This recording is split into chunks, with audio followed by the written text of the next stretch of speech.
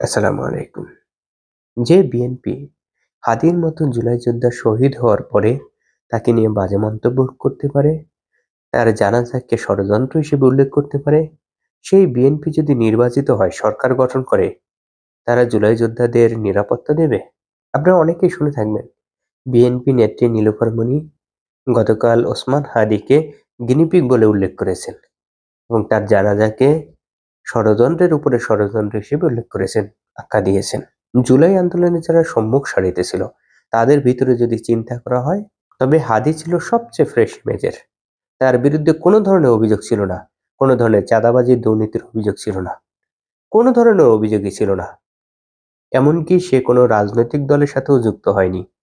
এবং তরুণদের ভিতরে হাদি এবং তার চিন্তার ব্যাপক প্রভাব আছে। তিনি একটি কালচারাল লড়াই শুরু করতে যাচ্ছিলেন। তার এবং তার চিন্তার যে প্রভাব তরুণদের মধ্যে, সেটা কেউ অস্বীকার করতে পারবে না। এরকম একজন তরুণ নেতা শহীদ হওয়ার পরে তাকে নিয়ে বিএনপি নেত্রী বাজে মন্তব্য করে, তার জানাজাকে ষড়যন্ত্র হিসেবে উল্লেখ করে। এই বিএনপি যদি সরকার গঠন করে, এই বিএনপি যদি নির্বাচিত হয়, তবে তারা জুলাই যোদ্ধাদের কথা চিন্তা করবে? জুলাই যোদ্ধারা কে কোথায় আছে সেটা চিন্তা করার সময় কি তাদের থাকবে? কি মনে হয়? আমার তো আশঙ্কা হয়, তারা যদি সরকার গঠন করে, বিএনপি যদি সরকার গঠন করে, এই নেতা নেত্রীরা যদি ক্ষমতা পায়, তবে জুলাইতে যারা আন্দোলন করেছে তাদেরকে বিভিন্নভাবে ব্ল্যাকমেল করবে, তাদেরকে নিয়ে খেলবে।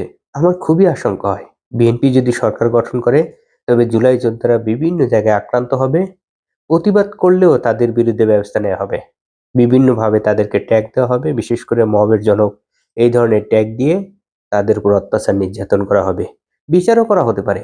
এখনই হাদির মতো জুলাই যোদ্ধা শহীদ হওয়ার পরেও তাকে নিয়ে বাজে মন্তব্য করে, তাকে নিয়ে বিদ্রূপ করে, ঠাট্টা করে এবং বিভিন্নভাবে বিএনপির পক্ষ থেকে এমন সব আচরণ করা হয়েছে, হাদি আক্রান্ত হওয়ার পরে, হাদি গুলিবিদ্ধ হওয়ার পরেই, যাতে করে হাদি মেইন স্ট্রিমের গণমাধ্যমে থাকতে না পারে। এবং নীলুফার মতো এরকম শীর্ষস্থানীয় একজন নেত্রী টেলিভিশন টক শোতে হাদিকে নিয়ে বাজে মন্তব্য করতেছে। এই বিষয়টি নিয়ে জুলাইতে যারা আন্দোলন করেছে, সম্মুখ সারিতে ছিল, তাদের গভীরভাবে চিন্তা করা উচিত। তাদের ভবিষ্যৎ নিয়ে, ভবিষ্যৎ নিরাপত্তা নিয়ে চিন্তা করা উচিত।